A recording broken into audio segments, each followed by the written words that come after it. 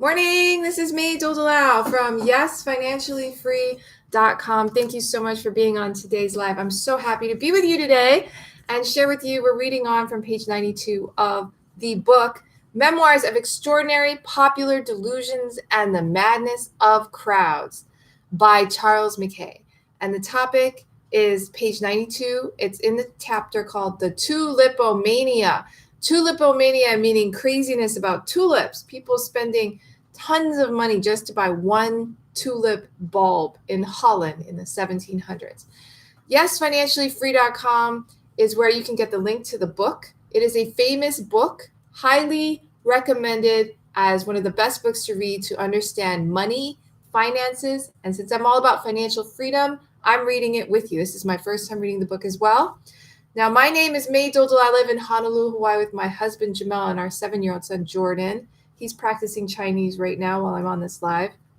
And I just wanted to let you know that I used to be terrible with money. Right now, we own this wonderful 2-bedroom condo in Waikiki. We own another 1-bedroom down the street. But back in 2011, I owned no property, never had. It was like a dream. I was in debt, credit card debts of over $40,000, and I was working a full-time job at a bank.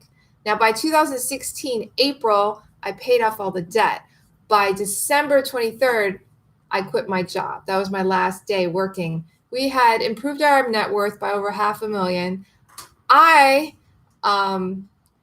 Our family was making almost $500 a month in passive income, right? And I became a full-time mommy and started coaching clients to do what I did. You can find out more about my services. Some are free. I have a free ebook when you join my email list, which is a great thing to do because you get emails from me every weekday, giving you advice, giving you the links to all my live videos. Yeah. So you just get on it by going to yesfinanciallyfree.com, putting your first name, email address on the right side and hitting the big red yes button. Then you'll get a free ebook, Working Parents Guide to Financial Freedom, sent directly to your inbox. Yeah. And then you'll also get on my email list. So let's begin reading. So what's happened so far is the people of Holland loved tulips so much they started spending tons of money, and then the rich finally stopped buying it and started selling their tulips, and then everything collapsed. The whole bubble collapsed. All right. Now you might think it's funny that people would spend so much money on tulips, but look at the Bitcoin bubble. Bitcoin doesn't even exist at all. It's like this ephemeral. Now some people will argue with me on the value of Bitcoin, but it bubbled too, right? And my point is that anything can bubble. Anything, okay? It could be tulips. It could be, sports cars. It could be stocks, all kinds of things. Bitcoin. All right. So let's take a look. So basically the government didn't want to get involved. They said it was gambling, which is a pretty good thing to say. It pretty much is gambling. So basically everyone's left with whatever they're at. So if they lost a lot of money, that's where they're at. If they got a lot of money, that's where they're at, So it says it took many years for them to recover. Page 92. The example of the Dutch was imitated to some extent in England. In the year 1636, tulips were publicly sold in the Exchange of London, and the jobbers exerted themselves to the utmost to raise them to the fictitious value they'd acquired in Amsterdam. In Paris, also, the jobbers strove to create a tulipomania. Why not, right?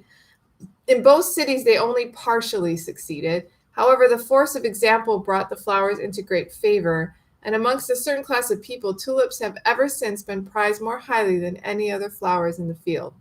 The Dutch are still notorious for their partiality to them and continue to pay higher prices for them than any other people.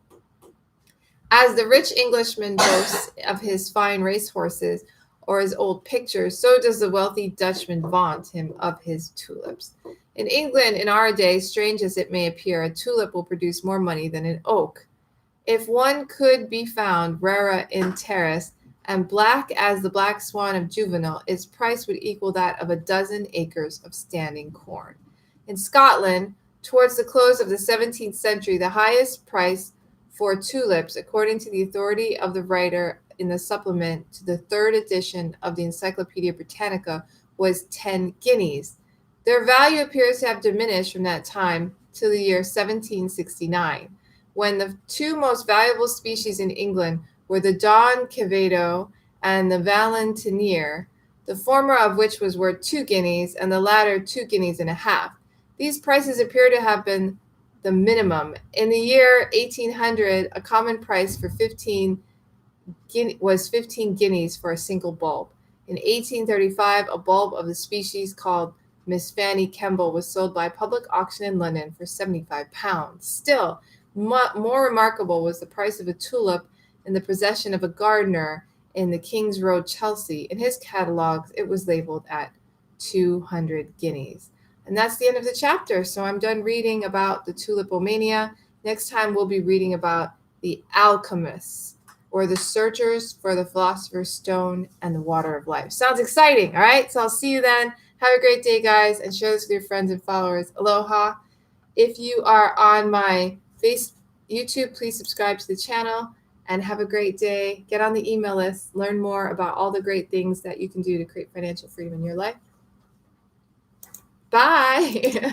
And if you're on Facebook,